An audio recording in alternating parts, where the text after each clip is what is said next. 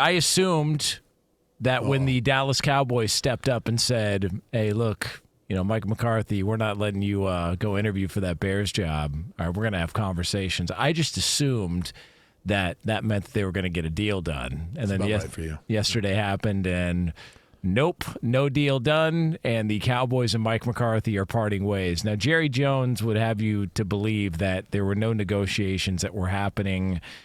They were still having discussions about the overall picture of the team.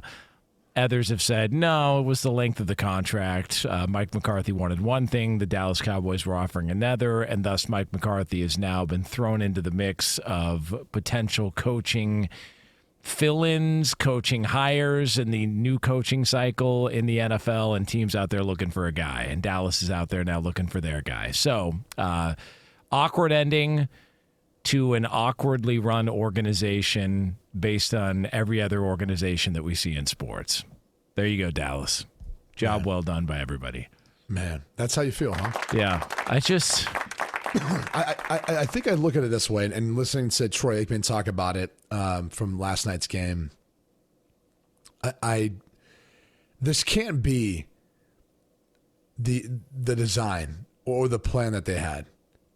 Because if it was, then maybe their top candidate's not Ben Johnson. Maybe it's not Aaron Glenn.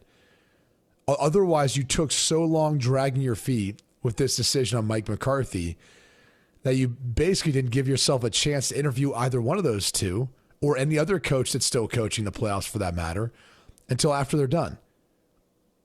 So the rumors come out that, hey, Deion Sanders has been contacted by Jerry Jones. They've had good conversations. It sounds like, from all reports, Deion wants to stay in Colorado, so maybe he wasn't a fan of whatever was offered or whatever was discussed. But this can't be by design, because it feels like not only did it hamstring Mike McCarthy for a little bit, but it hamstrung the organization moving forward to whoever the next head coach is going to be. And now you can't talk to one of the best candidates because, well, he's still in the playoffs. Maybe that changes this week. But I look at it and just go, it feels like everything's kind of haphazardly being done. Like for a guy who's trying to win a Super Bowl or won hashtag all in last year, like it's like almost like they don't really have a blueprint for how to do this, even though they did this 30 years ago.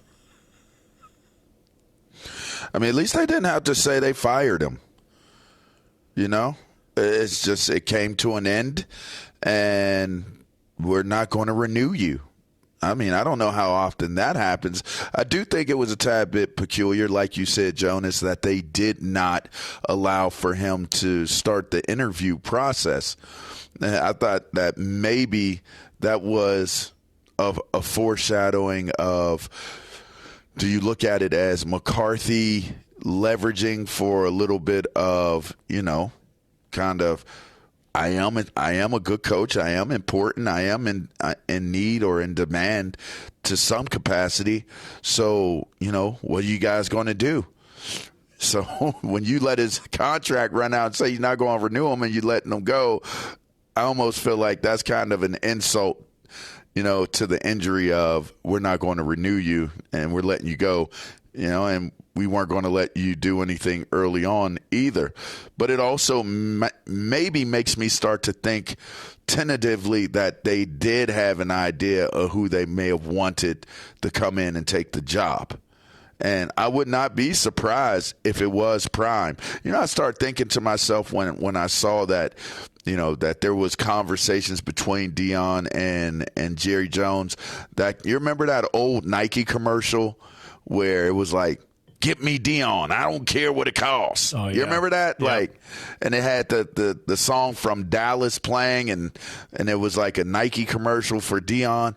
Well, those same shoes, I believe, maybe it's a different pair, but it's still, I guess it gives me the vibes of, you want to make a splash hire. You're probably not going to get Ben Johnson, who would probably be the other splash hire. And to be honest with you, I mean, what other candidate out there would you say would be a significant upgrade to Mike McCarthy being your head coach? Belichick. You had him, You had him on your staff last year, and you let him get away.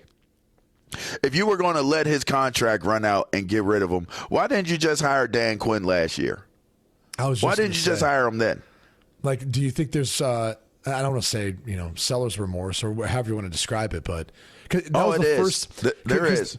Because the betting odds favorite right now is Kellen Moore, which takes me back to like, well, wait a second. Oh, McCarthy God. had Kellen Why would Moore, you do that?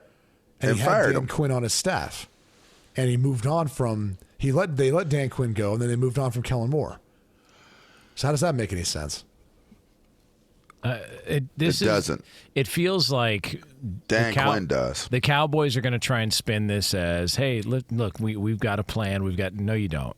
Like you thought Mike McCarthy was going to come back and just take whatever terms you were going to throw at him because you were saying nice things about him at the end. And Mike McCarthy's like, I've got options. I'm not going to take a half-ass deal to go come back and be a part of the chaos. And the fact that you had all those players sticking up for him, and now you've got Dallas kind of scrambling and trying to, let everybody know, like, oh, listen, it feels like they've got to almost get desperate and try and make a splash higher. And I don't know if it's Deion or if they go knocking on Belichick's door, but it's just typical Cowboys. Wait until the last minute. Wait. And except this time, the guy on the other side was like, "Nah, man. Like, I'm not just going to accept these terms. I'll go my own way and go in a different direction." And then if you ask big picture about the organization, you mentioned Troy Aikman. Aikman did talk last night just about the overall opinion of the organization, whether it's this big-time job that everybody says it is. Let's take a listen. As far as a coveted job, I don't know that that's accurate. I mean, really? I do think the Cowboys are obviously a high-profile team. Whoever is covered or whoever is head coach of that team is certainly going to draw a lot of attention. But I think most football people that take over as a head coach, they want to do it on their terms. That's fair. That's hard to do.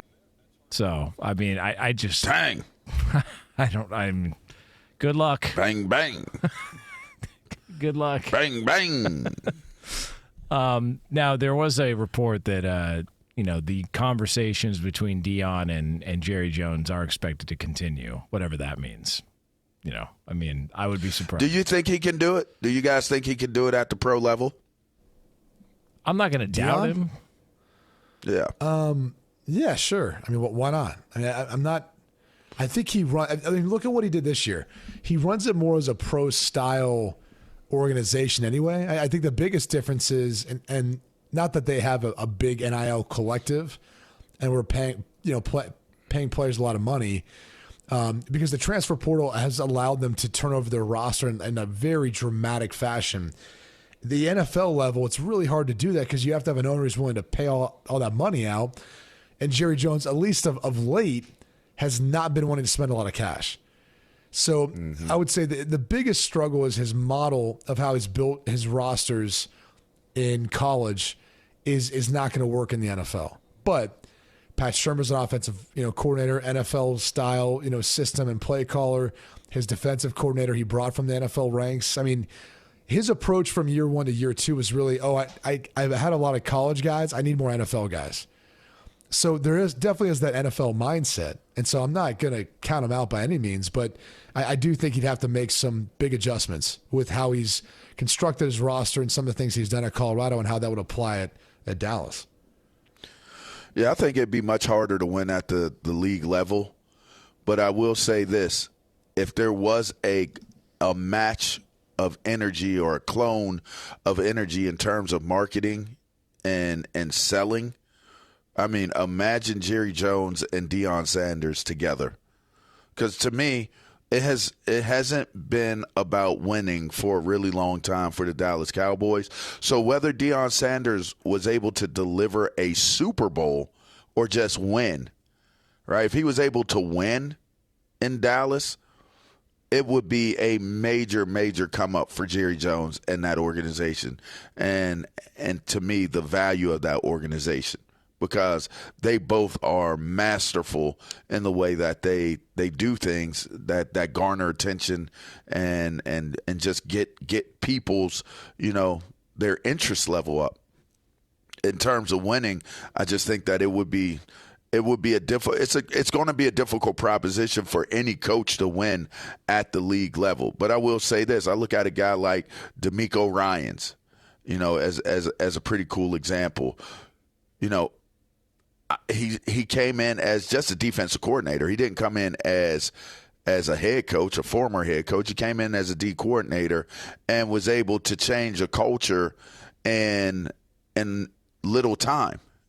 And that team is in its second playoff as many years as he's been a head coach. So, and the reason why I pinpointed him is not because he's black. I know a lot of people are probably thinking that. I don't make everything about color and race, people. Is he really? But yeah, he is. But I will say the reason why I made him as a comparison is because I think the way that players react to D'Amico Ryans in terms of their relatability and him being a player coach, I think that Deion Sanders has that in a whole different stratosphere. The way that the pros would relate to Prime, the way that they would want to play for Prime, I think would be a tremendous difference maker in terms of what the level of expectation and the level of achievement would be if he came there as a coach, because he's not a gimmick.